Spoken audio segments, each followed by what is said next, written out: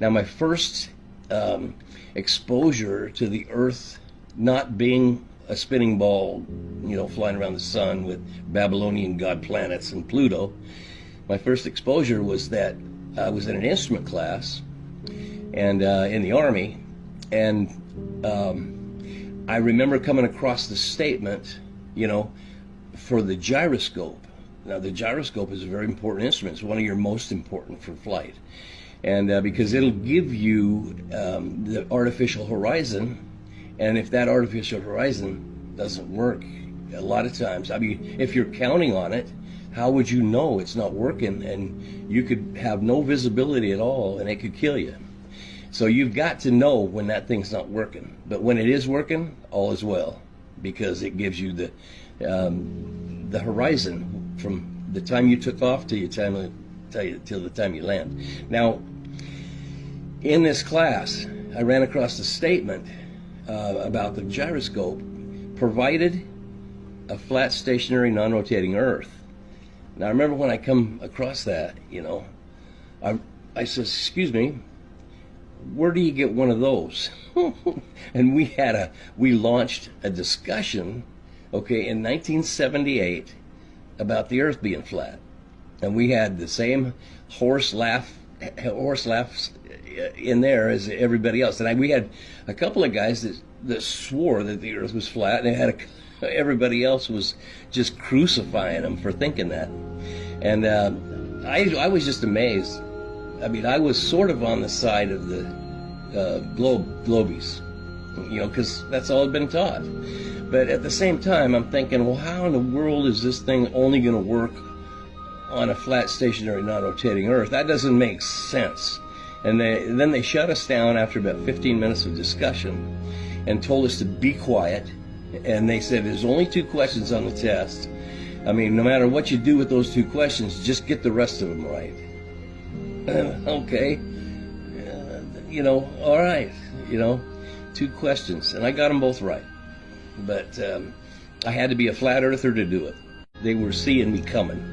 You get this look, they keep glancing over, and they nod to each other and everything. I'm sitting there, I'm cooked, and they said, Mr. Anderson, would you like to ride up front with us? Yeah, of course I would. The one thing I did need was sleep. I needed it bad, man. And I'd been partying, and it was terrible. So, but I couldn't pass. And I sat up on the jump seat between the pilot and co-pilot, a major and a captain, okay, in the Air Force, and we went back to Honolulu. Now, in this flight, this is crazy, because we get through 20,000 feet, and it's 10:30 at night. We get through 20,000 feet, and the sun comes back up. And I'm looking at it thinking, what's with that? So when we get to 41,000 feet, the sun's over there up, and it's blazing. And,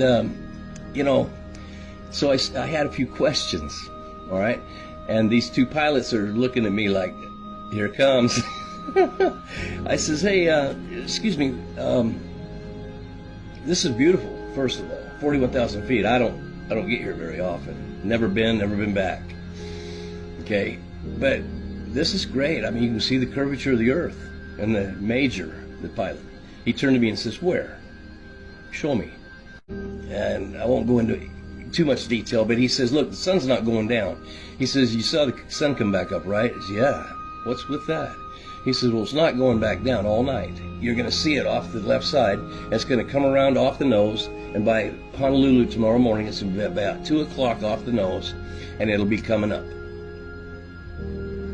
Really? What about the spin of the Earth? And the captain over there in the co-pilot seat, he looked at me and says, spin? He says, the Earth don't spin. You don't read your Bible? Now, that shut me up big time right there, because I hadn't read the Bible ever, okay? So I didn't know what it said. Don't you read your Bible? Okay, great. I got my work cut out for me. So we get to Honolulu, and the only thing that spun on me when we got to Honolulu was my head, because I saw the sun all night. It didn't go down. The Earth ain't spinning, and there's no curve. So I get out of the plane, and he says, "Oh, one more thing."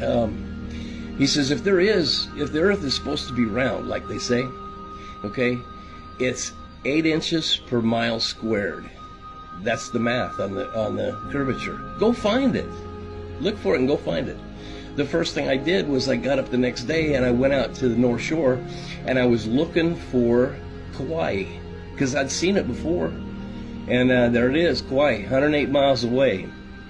It's 5,400 feet high, so it's above. Well, first of all, it should be below about 400 feet below the horizon. Okay, and I could see all the way to the beach on Kauai from 108 miles away.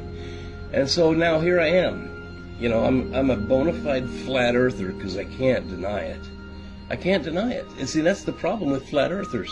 They go out and look, and now they come back, and they're surrounded by globe heads, and they get the horse's ass laughter. They get,